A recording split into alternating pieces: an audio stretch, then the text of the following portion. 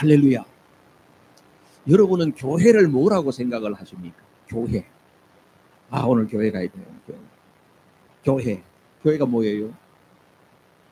교회가 뭐냐고 물으신다면 나는 뭐라고 이야기하겠다. 정의가 분명해야 돼요. 정의가. 교회는 바로 여러 가지 정의 가운데 그리스도의 몸이다. 들어보셨죠? 예수님이 머리시고 머리 밑에 붙어 있는 이 몸이 교회다. 그래서 여러분 한 사람 한 사람이, 교회는 건물이 아니고 사람이거든요. 교회는 사람이에요. 여러분 사람이 모여서 교회가 되는 것이에요. 근데 여러분을 전체 뭐라고? 그리스도의 몸으로 보는 거예요. 그러면 몸이라고 하면 여러 지체가 있잖아. 그죠? 그리고 여러분 한 사람 한 사람 한 사람이 바로 뭡니까? 이 몸의 지체인 거예요. 그럼 나는 어디쯤 될까? 이게 이제 궁금한 거야. 이제 물어볼까 싶어. 나는 어디야? 나는 글쎄 목사님 내가 어딜까? 아, 저는 나타나는 거 별로 안 좋으니까 속에 뭐 저 숨어 있는 장기 하나입니다. 나는 나타나는 게 좋으니까 나는 어디입니까? 그래서 여러분은 몸의 지체란 말이에요. 지체. 그래서 건강한 교회, 좋은 교회는 어떤 교회냐? 건강한 교회, 좋은 교회. 사람들은요, 이런 교회에 대한 정의가 분명하지 않기 때문에 사람들이 많이 모이고 시설이 잘 되어 있고 뭐 교회 여러 가지 부속 시스템들도 잘 되어 있고 이런 교회를 보고 아, 좋은 교회라 이렇게 생각을 해요. 그런데 하나님 보시기에는 그게 아니에요. 하나님 보시기에 좋은 교회, 건강한 교회는 바로 뭐냐 하면 한 몸 의식을 가지고 있는 교회가 좋은 교회. 할렐루야. 한 몸이면 어떻게 해야 될까요? 내가 다른 데가 아프면 나도 아파야 돼. 지난주 중에 제가 장로님하고 유장로님하고 통화를 하면서 장로님 어떠세요? 그랬더니 목사님 많이 좋아졌어요. 근데 소화하기 힘들어요. 그래. 왜 그러십니까? 그랬더니 한 숟가락만 더 먹어도 소화가 안 됩니다. 그래서 제가 철없는 질문을 했어요. 아니 뭐 장로님 폐 수술을 했는데 어떻게 위장을 건드린 건 아닌데요? 한심한 질문을 한 거죠. 왜 그럴까요? 폐를 수술했지만 위장이 아픕니다. 폐를 수술했지만 온몸이 다 아픈 거예요. 우리가 한 몸 의식을 갖는다는 게 바로 이런 거예요. 그렇죠? 그래서 교회 안에서 내 형제가, 우리 지체가 아프다, 힘들다 그러면 같이 내가 온몸이 아파오는 것입니다. 그 사람이 너무 좋은 일이다.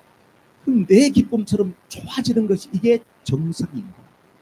그런데 교회 전체가 그렇게 돼버리면 얼마나 좋겠어.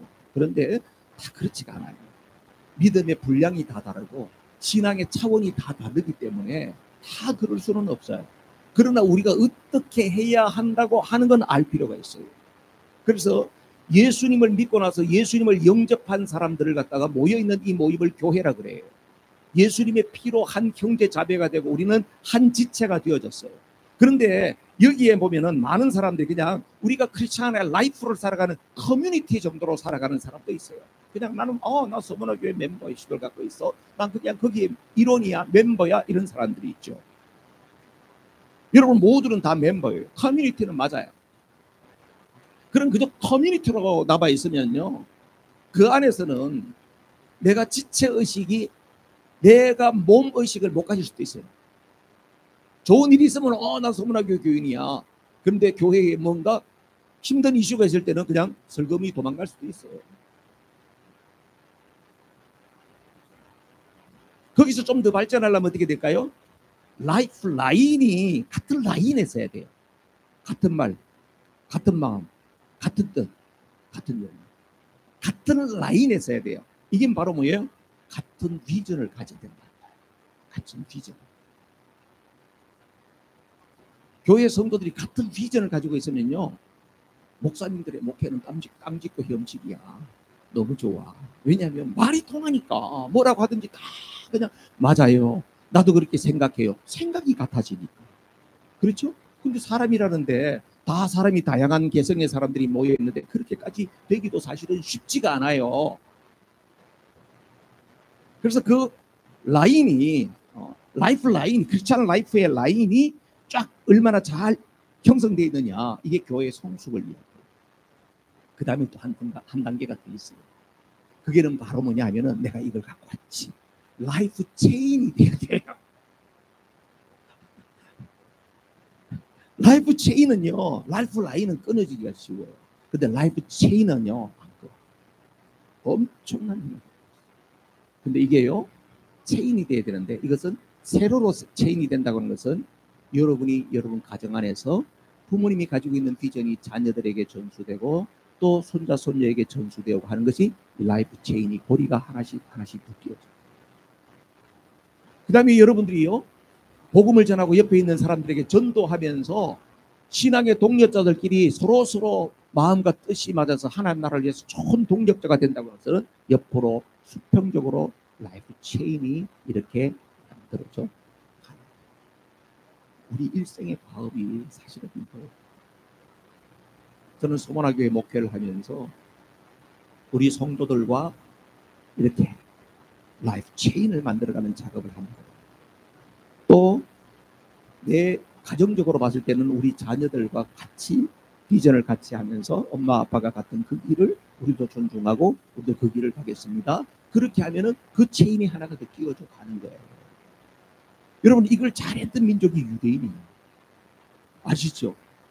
유대인들은요, 일생과업이 이겁니다. 유대인들 돈도 많이 벌고 값도 많고 세계적인 영향력을 한 사람 많은데요, 그들이 제일 소중하게 여기는 게 뭔지 아세요?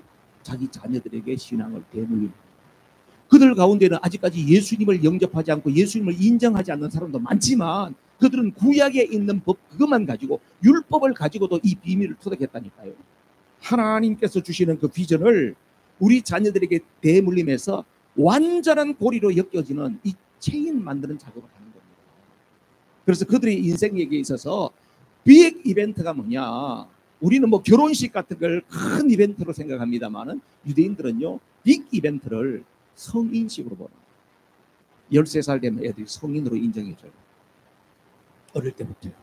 13살이면 얘는 성인입니다. 그러면 얘가 성인이 된다고 하는 것은 말은 뭐냐면, 부모가 얘가 13살 될 때까지 하나님의 말씀으로 잘 양육해서 얘를 이제는 세상에 너를 홀로 세기로 내가 내보낼 수 있어, 이때가 되면 성인이 되는 거거든요. 그러면 이 아이들은 그걸 목표로 하고 어릴 때부터 자기가 성인식이 자기 인생의 빅 이벤트라고 하는 것을 알고 그걸 계속 준비하는 거예요. 무슨 준비하는지 아세요? 성경 암송하는 거예요. 모세 오경을 암송하는 거예요. 거의 창세기부터 출애굽기, 레위기, 민수기, 신명기까지 거진 다 외우는 거예요. 어릴 때부터 계속해서 그 암송을 시켜요. 그래서 성인식 되는 날 되면은 어른들이 있는 데서 자기가 성경을 외운 걸 쫙 퍼포먼스를 하면서 성경을 외운 걸 보여주는 거예요. 그냥 친척들이고 아는 사람들이 다 모여.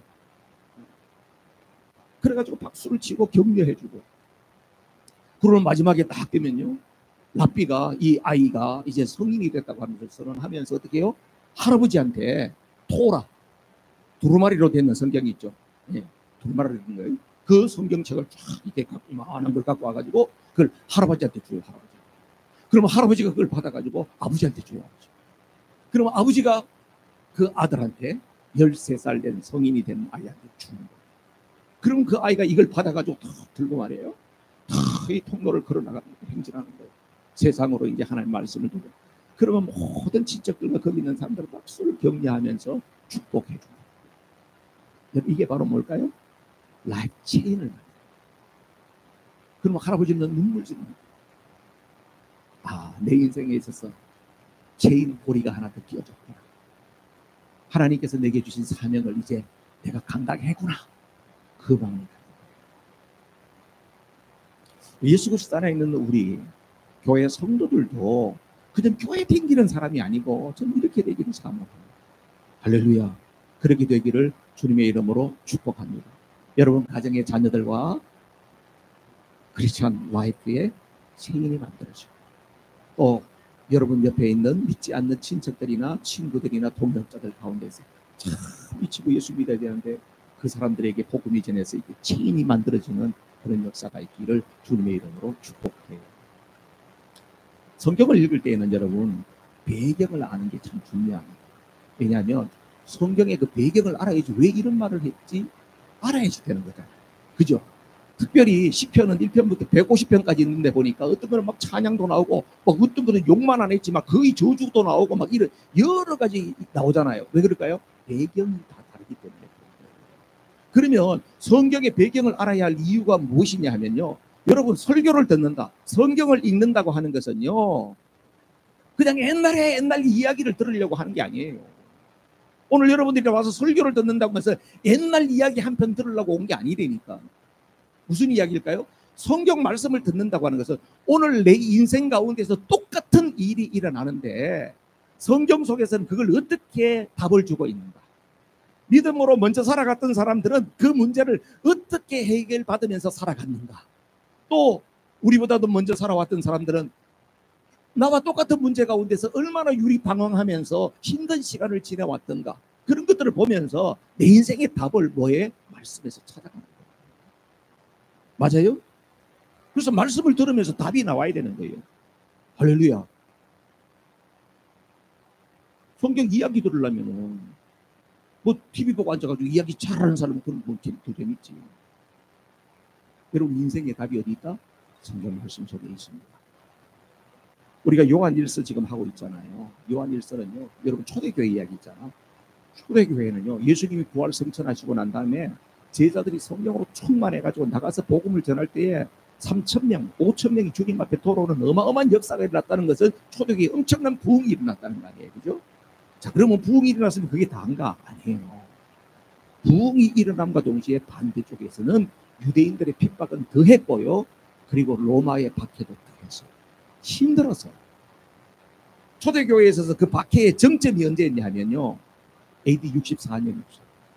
예수님이 부활 승천하시고 난 다음에 약 35년 지나고 난 다음에 로마에 어마어마한 화재가 일어납니다. 대화재가. 그때 황제가 누군지 아시죠? 누구라고? 최양락이가 아니고 네로입니다. 네로 하면 우리는 최양락이가 떠올라요. 근데 네로입니다. 네로 황제가 여러 가지 썰이 있습니다. 그런데 아무튼 로마에 있는 큰 기름 탱크에 불이 붙어가지고 그게 붙기 시작했는데 로마시의 절반 이상이 불에 타버렸다. 근데 네로가 민심이 엄청 나빠졌대. 네로는 하여튼 좀 정신이 좀 헷가닥하는 사람이었어요. 막 불나가지고 사람들이 막 도망대고 그런데 막 어떤 신전 높은 데 올라가지고 수금을 타면서 그걸 또 즐겼다네 또. 그러니까요, 사람들이 집 잃고 모든 것을 잃었는데 아무리 황제를 숭배한다 할지라도 자기 모든 걸 잃고 났더니 가만히 있겠어요? 폭도로 변하지. 로마시가 발칵 뒤집어졌어요. 여러분 생각해 보세요. 워싱턴 DC의 절반 이상이 다 타버렸다. 사람들이 가만히 있겠어요? 네로가 큰일 난 거예요. 이걸 누구에게인가 이게 블레임하고 이걸 갖다 뒤집어 씌워야 되겠는데 그게 바로 누구였죠? 기독교. 기독교 이놈들이 애를 잡아먹는 거예요. 성만치 않은 거잖아요. 그거 이거는 내 피다, 이거는 내 살이다. 예수님 그렇게 말씀하셨잖아. 그거 가지고 이놈들은 가서 애를 잡아먹는 놈들이거든요. 그러고 나서 이놈들은 세상이 불로 심판한다고 하는 거예요. 그래서 이놈들이 불을 질렀어. 그렇게 해가지고 기독교인들한테 다 책임을 지어가지고 혹독한 박해가 일어납니다. 그래서 로마 대화재를 그 이후에 65년까지 예수님의 12제자 가운데 대부분의 사람들과 또 예수님 당시에 있었던 그 1세대 복음 지도자들이 거의 다 순교합니다. 비참하게 됩니다. 그런 상황 가운데서 도망가고 피해가지고 신앙생활 하던 그래도 초대 우리 믿음의 선배들이 있었어요. 그런데 또 어떤 문제가 덮치느냐 하면 외부적인 박해 핍박이 엄청났는데 교회 내부적으로 이단자들이 생기는 거예요. 그때는 지금처럼 이렇게 진리가 명확하지 않았어요. 예수님이 100% 인간이요 100% 신이다 이런 진리가 명확하게 돼 있질 않았어. 그래서 목소리 큰 놈이 진리예요. 이거는. 그래서 교회 안에서 거짓 복음을 전하는 사람들이 막 생겨가지고 성도들을 미혹하는 일이 생기는 거예요. 그게 바로 뭐죠? 영지주의라는 거예요. 영지가 뭐냐 하면요, 영적인 지식을 이야기하는 깨달은 바야. 지금으로 말하면 깨달은 바야. 오늘 와서 난 깨달았다 이러면 이 사람이 막 존경받는 거예요. 아, 난 깨달았어 이러면은 아, 옛날에 그 사도가 이야기했던 거 그 거짓말이야. 하나님이 내게 오늘 깨달음을 줬어. 이러면 그 사람이 또 막 올라가는 거예요. 얼마나 무질서했겠어요. 그러면서 교회에 많은 사람들이 뛰쳐나가게 돼요. 스스로 이런 교회 싫다고 나가버려. 그러다 보니까 어떻게 되겠어요? 교회 안에 성도들이 같이 신앙생활하던 울타리에 있다가 누구는 나가버리고 누구는 또 이러니까 바깥에 나가서 좋은 말 해요, 안 해요? 여러분들 다 당해봤잖아. 좋은 말 해요, 안 해요? 나쁜 말 하잖아요. 그러니까 얼마나 힘들어요. 그러니까 또 이 안에는 보니까 또 뿌락지가 있는 거야. 또 바깥에 내통하고 이런 사람도 있는 거야. 그러니까 교회가 어떻게 될까요? 교회가 갈등이 일어나고 이러니까 교회가 쌀벌해져. 여러분, 교회는요, 우리가 건강한 몸을 이루고 있다가도 갈등이 일어나게 되면 교회는 금방 얼음장처럼 차가운 교회입니다. 그렇죠? 그 교회가 항상 사랑의 온도를 봐야 돼요. 저 신뢰의 온도 저거만 보고 있지 말고 뭘 봐야 되냐면 우리 안에 사랑의 온도를. 따뜻해요? 예, 따뜻하세요? 교회 영적 온도. 갈등이 일어나고 서로 미워하고 그러면 온도가 금방 뚝 떨어져요. 그래서요, 요한계시록 2장에 보면, 그죠? 2장 3장에 보면 소아시아 7교회에 대한 이야기가 나와요. 에서, 보두, 사빌라 이렇게 해가지고 7교회에 칭찬도 하고 책망도 있고 그렇잖아요. 첫 번째 나오는 교회가 에베소. 오늘 이 요한이 저자가요, 에베소 교회에 영향을 많이 줬던 지도자로 알고 있거든요. 에베소 교회에 대한 이야기가 뭐냐면 너희는 이것도 잘하고 이단들에 대한 처리도 잘하고 잘했다. 그러나 한 가지 너희들이 고쳐야 될 게 있다. 그게 뭐냐? 처음 사랑을 회복해. 교회가 이단들하고 싸우다 보니까 사랑을 다 잃어버렸어요. 교회가 너무 쌀벌하게 돼버렸어요. 사랑을 회복해. 분위기가 이해가 되죠? 여러분, 배경을 아니까 훨씬 쉽죠? 그래서 오늘 이 요한 1서의 본문 읽은 말씀도 보니까 사도 요한이 이런 분위기 속에 있는 그 교회를 어떻게 하든지 회복시키고 어떻게 하든지 교회의 본래적인 모습, 성도가 가야 할 그 본래의 모습으로 가도록 하기 위해서 지금 요한 1서 서신을 쓴 거예요. 근데 요한 1서를 서신이라 편지라고 이야기하는데요, 바울 서신하고 봤을 때 좀 달라요. 왜냐하면 바울은요, 빌립보에 있는 교우들 성도들에게 내가 문안하노라 그러면서 내가 지금 여기 매여 있지만은 이러면서 우리 꼭 편지 쓰듯이 그렇게 쓰는데 요한서신은 그렇게 돼 있질 않아요. 꼭 설교처럼 돼 있어요. 그래서 요한서신이라고 하는 것은 서신이라고 하지만은 그래도 설교 같은 스타일로 되어 있는 거구나 하는 것을 알 수가 있죠. 자, 아까 그러면은 로마 대화제를 계기로 해가지고 초대교회에 있던 사도들 중요한 사람들 다 죽었다 그러는데 누구만 살아있는 것 같아요? 요한만 살아있어요. 요한이 살아있는 이유가 있어요. 요한은 몇 세에 죽었냐면 94세에 죽었어요. 요한은 예수님 제자 그룹에 있을 때는 제일 막둥이였거든요. 막내였는데요. 요한은 아주 잘 죽었어요. 아주 잘 죽었어요. 자, 오늘 24절 말씀 한번 읽어보세요. 24절 시작. 여러분이 처음부터 들은 것을 여러분 속에 간직하십시오. 여러분이 처음부터 들은 그것이 여러분 속에 있으면 여러분도 아들과 아버지 안에 있게 될 것입니다. 아멘. 요한이 지금 이런 이야기를 해요. 처음부터 들은 거. 처음부터 들은 게 뭐예요? 처음부터 들은 게 뭘까요? 이게 문제예요. 응? 나를 따르라. 나를 따르라? 그러니까 따라갈게. 어디로 갈 건데? 따라갈게. 처음부터 들은 게 뭘까 이거예요. 이게 중요합니다. 처음부터 들은. 사도 요한이요, 사실은 어떤 사람이었어요? 요한을 연구한 사람들 보면 이렇게 이야기해요. 요한은 예수님하고 어릴 때 이종 사촌 정도 되는 관계였다. 같은 동네에서 살았어. 근데 요한이 예수님을 따르면서 끝까지 따랐던 사람이고, 요한이 그래도 예수님 십자가까지 그 밑에까지 있었던 사람이 요한이었거든요.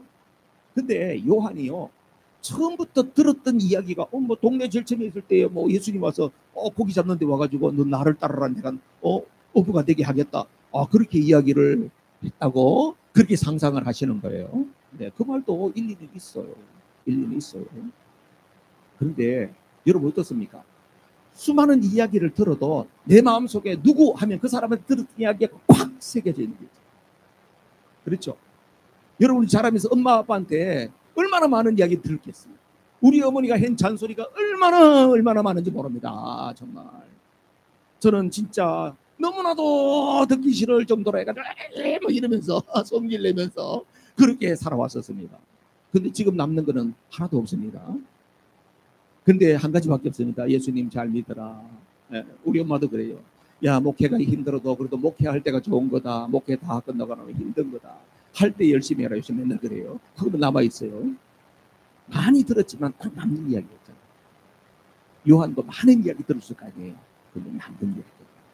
그 이야기를 요한이 많은 제자가 있었어요.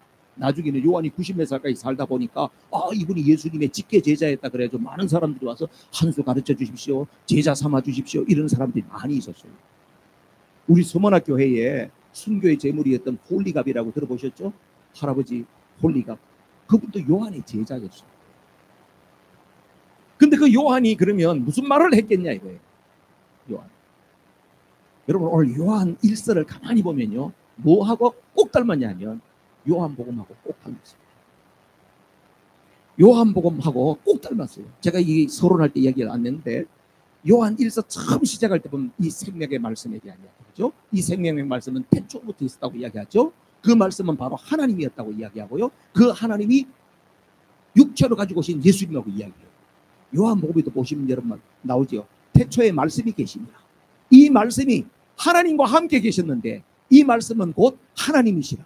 저 밑에 가면 말씀이 육신이 되어 우리 가운데 거하심에 그죠? 와 어떻게 이게 요한 1서하고 요한복음하고 시작이 똑같지? 똑같아요.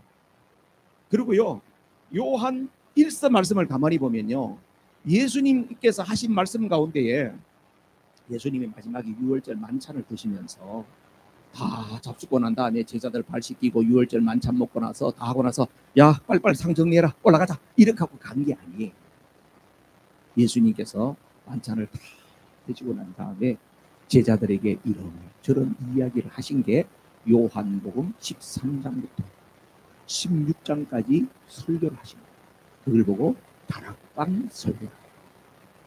다락방에서 하셨다. 마태복음 5장부터 7장까지 나오는 설교는 무슨 설교라 그래요?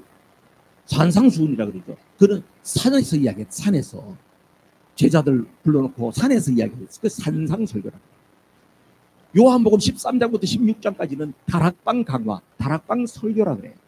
그리고 난 다음에 그 설교를 다 하시고 난 다음에 제자들을 향하여서 예수님께서 축복 기도를 해주셨어요. 그게 17장이에요. 요한 이 서신에 나오는 걸 가만히 보면요.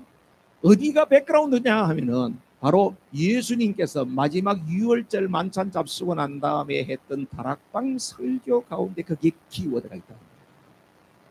그래서 여러분 다락방 설교했던 가운데에서 가장 또 중요했던 메시지가 뭐냐 보면은 요한복음 13장 34절 35절 말씀입니다.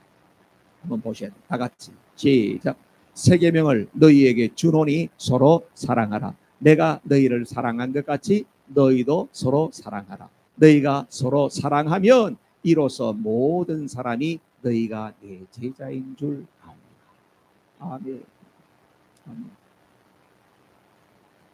예수님께서 십자가를 앞두고 하신 말씀의 가장 중요한 내용, 거기 몇 장을 이야기했는데 그래서 가장 중요한 내용을 이야기하라면 바로 뭐라고요? 서로 사랑. 내가 너희를 사랑해. 너희도 서로 사랑.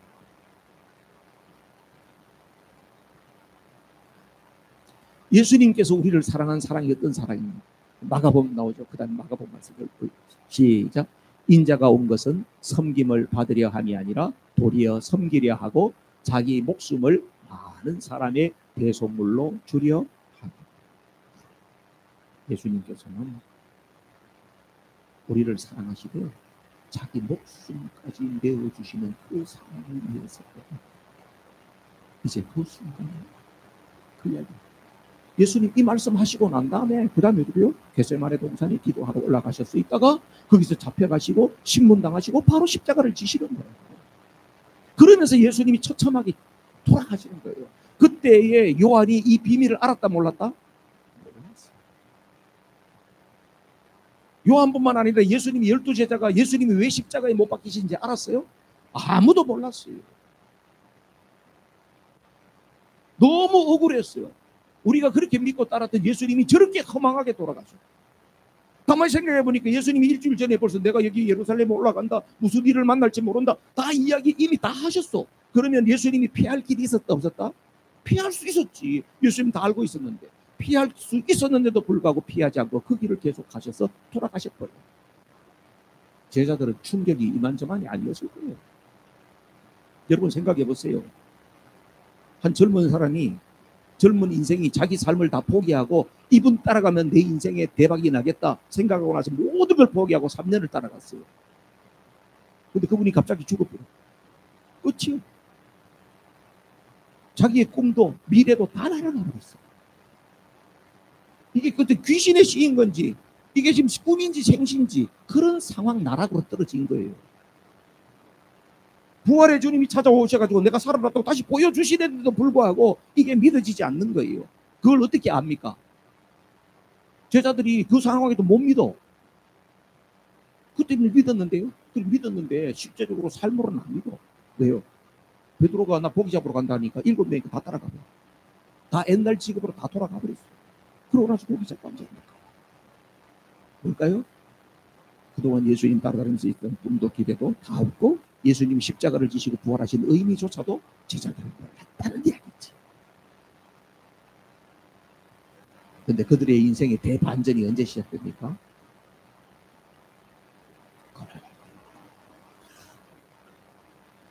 마가의 다락방에서 성령 받는 놈들, 예수님께서는 보니까 이 제자놈들이 그 자리에 있어야 되는데 그 자리까지 있을 것 같지도 않으니까 예수님 부지런히 찾아다녀. 갈릴리 바다에 가고 엠마오 제자 돌아가는데도 예수님 따라가가지고 막 들으면서 그래 어쨌는데 듣고 뭐 먹을 거 있냐 해가지고 막 고기도 막 물고기도 구워가지고 막 제자들 말이지 식사도 대접을 하고 말이지. 예수님 계속 따라다녀. 그러면서 너희들 여기 이 자리까지는 있어야 돼. 그러면서 마지막에 성천하시면서 맨날이 먼 때여서 내가 너희들에게 성령을 보내줄 거야. 에? 그렇게 해가지고 제자들이 마가의 다락방에서 기다리고 있잖아. 성령은 제자들이 그동안 막혀있던 모든 것들 뻥 뚫어요. 뚫어 뻥이요. 할렐루야. 제자들은 예수를 믿어도 뭔지 모르고 의미도 모르고 살았어. 여러분 교회 오래 다녀도 내가 교회 나오는 의미도 모르고 다니는 사람도 있어. 천국이 있는지는 봤어. 이렇게 하고 나서 기분이 좋을 때는 교회 와서 막 천국이 있는 것 같아. 자기 기분이 좀 안 나쁘면요 천국이고 나발이고 다 없어져 버려. 그런 사람도 있어. 그런데 왜요? 성령이 임하면 내 인생에 막혀있던 모든 것이 다 뚫려요. 성령이 임하면요 주님이 하셨던 것, 내가 의미도 알지 못했던 모든 것들을 다 깨닫게 돼요. 통달하게 돼요. 고린도전서 말씀 올려주세요. 다 같이 읽어요. 시작. 오직 하나님이 성령으로 이것을 우리에게 보이셨으니 성령은 모든 것 하나님의 깊은 것이라도 통달하느니라. 아멘. 할렐루야. 성령은 우리를 어떻게 한다고요? 통달하게 해요. 뭘 통달하게 해? 하나님의 마음을 알게 해. 하나님의 비밀을 깨닫게 해줘. 그동안 우리가 들었던 말씀, 내가 몰랐던 것들이 성령이 임하고 나면 다 깨달아져요. 그냥 사방팔방 열려버려요. 그게 성령이 하시는 역사인 줄로 믿습니다. 그러면서 성령님과 엄청 친밀함을 느껴요. 아, 주님이 내 안에 계시는구나. 주님이 나에게 이렇게 나를 사랑하시는 분이구나 하는 것을 깨달아요. 그럼 여러분 중에 이런 사람이 있겠죠. 나도 그랬으면 좋겠다. 그래요. 그게 답이에요.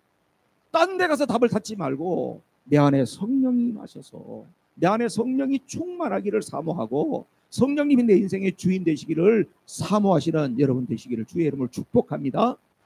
여러분, 이렇게 하나님께서 사랑하시고 이제 성령이 임하고 나니까 예수님이 왜 십자가를 졌는지 이제 의미를 깨닫게 되고 예수님을 왜 이 땅에 보냈는지를 알게 되는 거 아니에요. 그래서 하나님의 사랑을 알게 되는 거거든요. 그래서 베드로와 요한이 그냥 거리로 뛰쳐나가는 거단 말이에요. 자, 그러면 과연 여러분 속에 이게 있냐? 내 안에 있느냐 이 사랑이? 하나님이 나를 사랑하시고 예수님이 나를 위해서 십자가에서 못 박혀 돌아가셨다고 하는 사실이 정말 믿어지면서 어디에 가서 뭐 성화로도 보니까 예수님이 이렇게 십자가에서 고난당하고 있는 모습을 보고 어디 가서 찬양을 듣다가 보니까 복음성과 찬양을 듣는데 예수님의 십자가를 묘사하는 그런 가사가 나올 때에 내 안에서 그냥 가슴이 찡해지고 내 마음에 요동이 치고 그러냐고요. 그래요?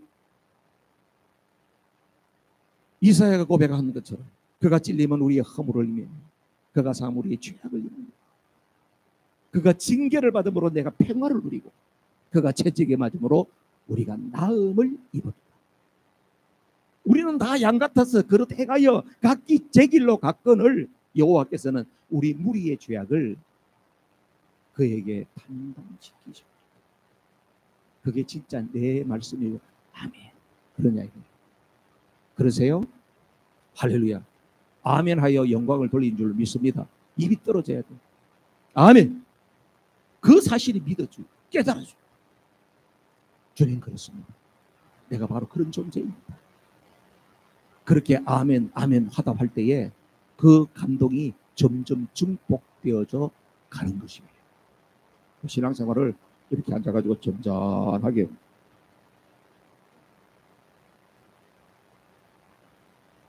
그러지 말아요. 풀어요. 하나님 앞에 가벼워져요. 아멘 아멘 그렇습니다. 주님 그렇습니다. 저도 점잖하기로 말하자면요, 참 점잖했던 사람이에요. 소리 내서 기도하면요 혼났던 사람이에요. 25절 말씀 보세요. 25절 다 같이 시작. 이것은 그가 친히 우리에게 주신 약속인데 곧 영원한 생명입니다. 아멘. 하나님 안에 예수님 안에 있는 그 사람을 어떻게 해요? 영원한 생명을 준다고 뭘 받았다고? 약속을 받았다는 거예요.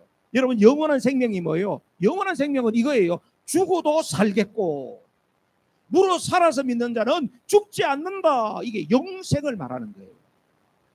영생을 준다고 하는 것은요, 우리가 죽어도 주님께 가서 영원히 사는 것이고 살아서 믿는 사람은 here and now 지금 이 세상 가운데에서 뭘 누린다? 천국의 기쁨을 누리게 된다는 거예요. 할렐루야.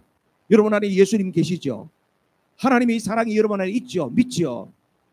자, 이것을 믿음으로 아멘하고 화답하는 사람 속에 뭐가 있냐? 27절 보세요. 27절. 27절. 어유 길다. 시작. 여러분으로 말하자면 그가 기름 부어 주신 것이 여러분 속에 머물러 있으니 됐습니다. 기름 부어 준 게 있다는 거예요.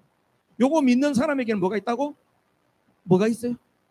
기름 부으심이 있다는 거예요. 기름이 무슨 기름일까? 1번 참기름, 2번 올리브유, 3번 휘발유. 뭔 기름? 예? 성령의 기름. 오케이. 할렐루야. 맞습니다. 성경에서 기름이라고 하는 것은 성령을 상징합니다. 이것을 아멘으로 화답하는 자에게는 바로 뭐라고요? 우리 안에 성령님께서 기름 부어주십니다. 이 기름 부으심이 있어야 됩니다. 여러분 기름 부으심이 없으면요 주의 일을 감당을 못해요. 사실. 여러분 속에 진짜 그런 마음이 있는 분 있어요? 목사님 나도 진짜 뭔가 좀 열심히 하고 싶은데 나는 기운도 없고 안 되고 의욕도 없고 그래요? 그런 분 있어요? 손들라 그래도 다 들어보니까 그냥 겁나서 손들라 소리는 안 하겠어요. 뭘 삼아야 돼요? 기름 부으심이 있어요. 예수님께서도요 사역을 하실 때에 성령이 기름 부었어요. 사도행전 10장 말씀 보세요. 안 나와요? 그 다음에 뭐였어요? 예, 사도행전 10장 보지. 다 같이 시작.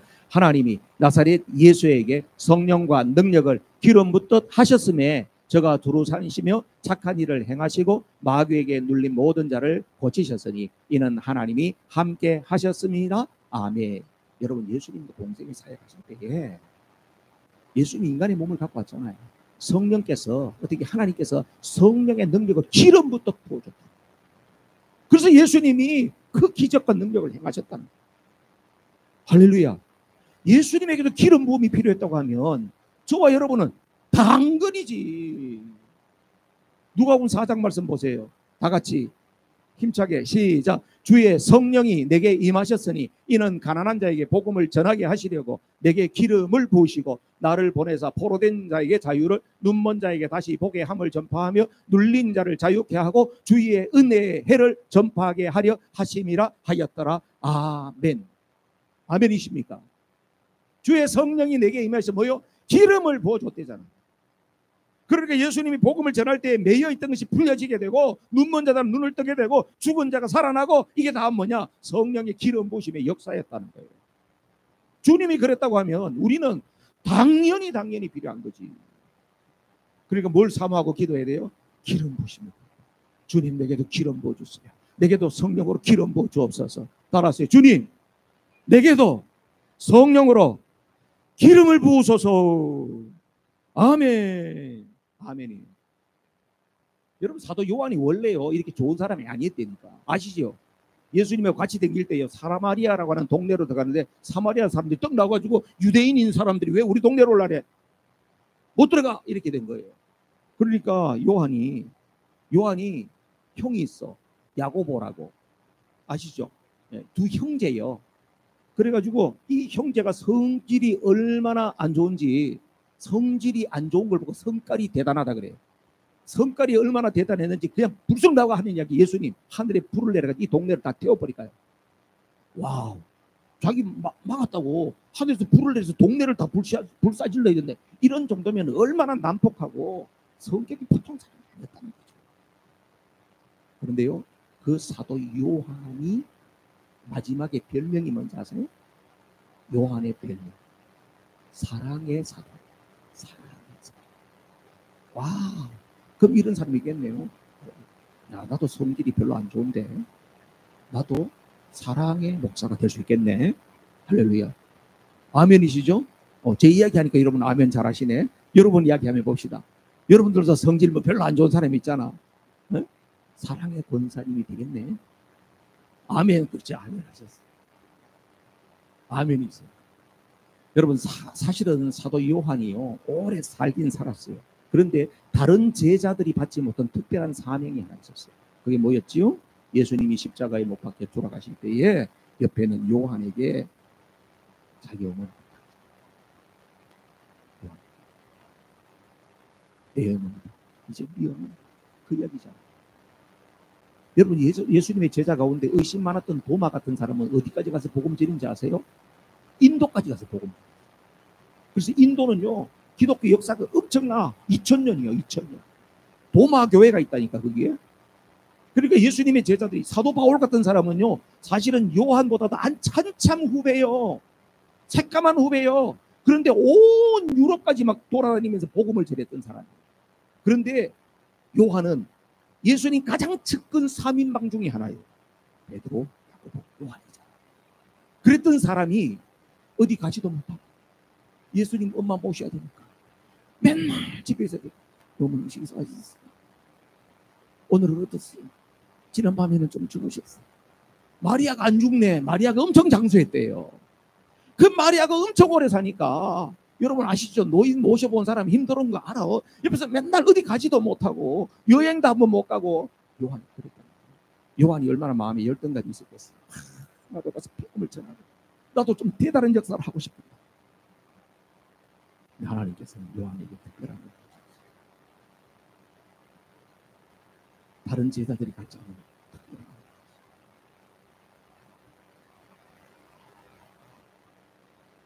하나님이 어떤 분이 이렇게 복음서 가운데도 마태, 마가, 누가하고는 다른 차원의 요한복음을 쓰셨어요. 그리고 요한 1서, 2서, 3서를 쓰시면서 하나님은 사랑하시다. 하나님은 사랑하시다. 그 하나님의 사랑을 깊이 깨닫게 하셨어요. 그래서 요한 자신이 그렇게 성질이 안 좋았던 사람인데 사랑의 사도로 탈바꿈 됐어요. 그리고 장차 오실 예수님에 대한 그 비밀을 요한에게 환상적 계시로 다 보여줘가지고 요한계시록을 써가지고 예수님의 오심을 준비하는 그런 일을 맡기셨어요. 요한은 어떤 제자들보다도 그 일이 적지 않은 어마어마한 역사를 이루게 한 그 장본인이 바로 사도 요한. 그것도 누가 한 일이다? 요한 안에 성령의 기름 부으심이 그렇게 하신 줄로 믿습니다. 자, 아까 27절에 또 이런 말씀이 하나 나왔지요. 하나만 더 보십시오. 27절에 보면 기름 부으심이 아까 읽었는데 그 다음에 여러분은 시작. 여러분은 아무에게서도 가르침을 받을 필요가 없습니다. 그가 기름 부어 주신 것이 여러분에게 모든 것을 가르쳐 줍니다. 아멘. 아멘. 무슨 이야기예요? 아무도 너희들 가르침 이제 받을 거 없어. 이런 이야기는 오 그렇구나. 기도하면 하나님이 나 직통으로 다 가르쳐 주니까 이게 필요 없구만. 목사님도 이제 필요 없어. 선생님도 필요 없고 이제 다 필요 없어. 그런 이야기일까요? 이거는 그 당시에 영지주의자들이 많았죠. 깨달은 바가 있다 그랬잖아요. 그죠? 뭘 자꾸 새로운 거 가르쳐 줄게. 새로운 거 필요 없다. 왜? 기름 부으시 있으면 이 안에 누가 계세요? 성령이 우리의 스승. 성령이 스승이 되죠. 성령이 스승이 되시면 어떻게 돼요? 그분한테 물어. 성령이 스승이 된다는 게 얼마나 감사한 일인지 몰라. 저도요, 신학교 나오면 성경을 다 가르쳐 준 줄 알죠. 참 여러분들이 모르는 아이러니한 비밀을 하나 이야기해볼까요? 신학교에서는 성경을 안 가르쳐 준다는 사실. 처음 들었어요? 여러분 신학교 가면 성경을 배우는 줄 알죠? 신학교에서는 신학을 배우지 성경을 안 가르쳐. 충격이죠. 그래서 제가 목성을 하면서 목사님들한테 말씀 딜리버리라고 하잖아요. 목사님들이 의외로 성경을 넣어요. 저 중남미 같은 데 가면은 현지인 목사들은요 거의 성경 몰라요. 자기 아는 거 조금 알아요. 그거 가지고 그냥 목회해요. 왜냐하면 중남미에 가면 교회 하나 세우면요 교인들이 내는 11조는 전부 다 목사가 인마이 포켓이야. 자기 수입이야. 11조 많이 내면은 자기 수입이 커져. 그러니까 해가지고 교인들 불러내가지고 11조 많이 받아가지고 자기가 좀 풍족하게 살아요. 그런 사람 많아요. 그럼 성경 말씀을 배우는 거예요. 그러니까 목사도 성경 말씀에 굉장히 목말로 힘들 때 많아요. 저는 요 새벽에 하나님께서 많이 은혜를 아침에 일어나면요 가서 양치를 하고 간단하게 세배하고 앉아가지고 맨 기도가 그거예요. 주님 사랑합니다. 오늘도 주님 하나님께서 깨닫게 해주세요. 하나님 마음을 알게 해주세요. 오늘도 하나님 말씀에 눈을 열어주세요. 근데 제 눈만 넣는 게 아니고 새벽에도 같이 나오는 사람들 눈도 열어주니까요. 그분 이야기를 들으면서 제가 엄청나게 은혜를 받아요.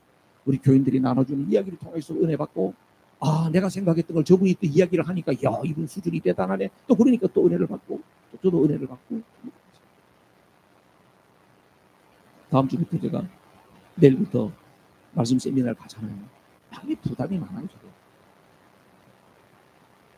다른 같이 가는 목사님들은 목사님 전혀 얼굴에 긴장감이 없어요. 이렇게 이야기하는데 몰랐어 그래. 내 마음에는 진짜 요동쳐. 힘들어. 왜냐하면 똑같은 대상 목사님을 놓고 이번에 세미나가 16차 세미나 16번을 똑같은 대상의 사람을 놓고 이야기를 한다는 게 그게 쉽겠어요? 부흥의 강사는 차라리 쉬워. 왜냐하면 부흥의 강사는 자기가 맨날 전하는 메시지가 있어요. 요 교회 가서 딱 하고 나서 또 다른 교회 가면 사람이 다 다르잖아. 근데요 이 우리 목사님 말씀 세미나는 그 사람들에게 계속 가야 되는 게 쉽지가 않아요. 하나님 앞에 그런데 어제 새벽에 하나님께서 제게 은혜를 주시는 거예요. 고민했던 걸 갖다가 그냥 하나님께서 그냥 깨닫게 해주시는 거예요. 이번에는 좀 독특한 방법으로 하는 거거든요. 왜냐하면 이번에 이틀 동안 세미나를 하는데 거기에서 성경을 5권을 내가 딜리버리를 하거든요. 5권을 딜리버리를 해야 되거든요. 그래서 제가 목사님 제일 오야복 목사님한테 이야기를 했어요. 이번에 어떻게 할 거냐. 그래서 이렇게 할 겁니다. 그랬더니 와 그렇게 한 사람은 듣도 보도 못했다 이거야. 근데 어떻게 하려고 생각하냐. 그래서 저도 잘 모르겠어요. 내가 그렇게 이야기를 했거든. 그건 얼마나 답답해요. 오야복 목사님까지 다 알고 계시는데 이거 박은혜도 제대로 하고 있거든요. 와 근데 어제 새벽에 하나님께서 5개 어떻게 끼어가는지 어떻게 이 굴비를 끼어가듯이 끼어가는데 아침에 이야기를 쫙 그냥 풀어가게 해주잖아요. 얼마나 기도하다가 말고 그냥 막 이렇게 노트를 막 썼어. 메모를 다 해놨어. 나는 빨리 시작이 되기를 기다리고 있어. 진짜 하나님이 해주신 게 맞나 확인해보고 싶어. 바로 뭐예요? 성령이 우리에게 깨우쳐 주세요. 사도 요한에게도 성령이 그것을 깨우쳐 주신 줄로 믿습니다. 저만 그런 스승이 있는 게 아니에요. 여러분 속에도 누가 있다? 최고의 스승이 계시다. 그분이 누구다? 성령님이시다. 그래서 성령님하고 친하게 지내요. 답답하면 그분께 자꾸 물어야 돼. 성령님 가르쳐 주세요. 성령님 장사가 안 돼도 너무 안 됩니다. 성령님 너무 하시지 않습니까? 내가 굶으면 성령님도 배고프실 텐데 장사 좀 되게 해주세요. 성령님께 이렇게 좀 이야기를 해요. 성령님 사람이 너무 몰려옵니다. 내가 이러다가 몸이 짜고 나서 견딜 수가 없겠습니다. 사람 조금 적당히 오게 좀 해주십시오. 성령님께 자꾸 이야기를 하라니까요. 제가 왜 이런 이야기를 하냐. 성령님하고 그만큼 친해지라는 거예요. 못할 이야기가 없이 다 이야기를 할 수 있는 관계가 되라는 이야기. 성령님이 내 안에 위대한 스승이 되신다고 하는 사실을 믿으시기를 바랍니다. 마지막으로 결론을 짓면요. 여러분 요한은 계속해서 사랑을 이야기해요. 사랑해라. 사랑. 그런데 우리도 사랑하잖아. 여러분 사랑하죠? 사랑해요. 사랑하잖아. 교사님 밥도 잘 사주고. 그죠? 교사님 나한테 밥 사주기 몇 그릇인데.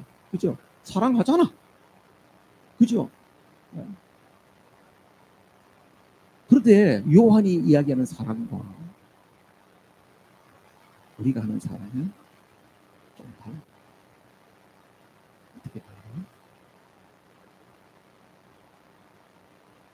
나는 내가 좋아하는 사람한테 잘해.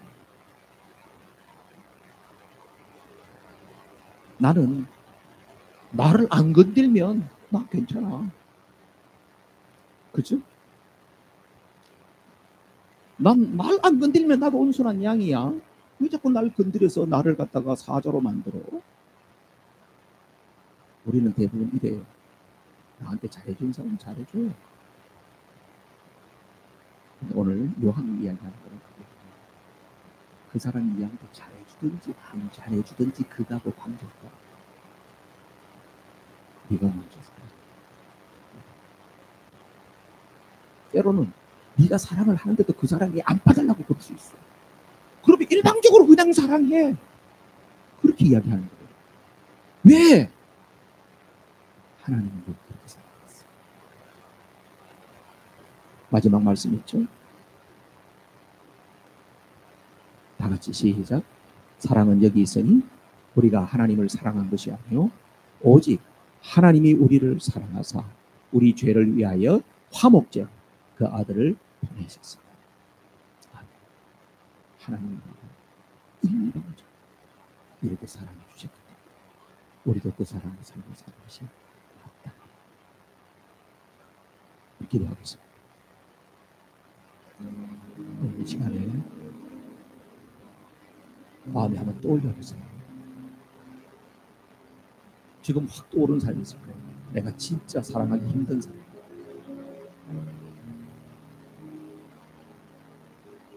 그 사람만 생각하면 속에서 막 우라통이 터지는 그런 사람이 있을 거예요. 주님이 저와 여러분을 사랑하는 것도 뭐 볼만하고 괜찮아서 사랑한 거 아니에요. 저는 하나님 앞에 얼굴 들 수가 없을 만큼 죄스러운 것밖에 없어요. 그럼에도 불구하고 하나님이 일방적으로 나를 사랑하시고 하나님의 구속사의 일꾼 삼았다는 게 너무너무 감격이에요. 이 시간에 우리 결단의 기도를 드립니다. 용서합니다. 내려놓습니다. 주님의 사랑을 이미 입었으니 나를 통하여서 이제는 사람 가리지 않고 모든 성도들을 또 내 주변에 있는 사람들 사랑하게 해주세요. 우리 교회가 한 몸이 되는 교회가 되게 도와주세요. 합심해서 기도하겠습니다.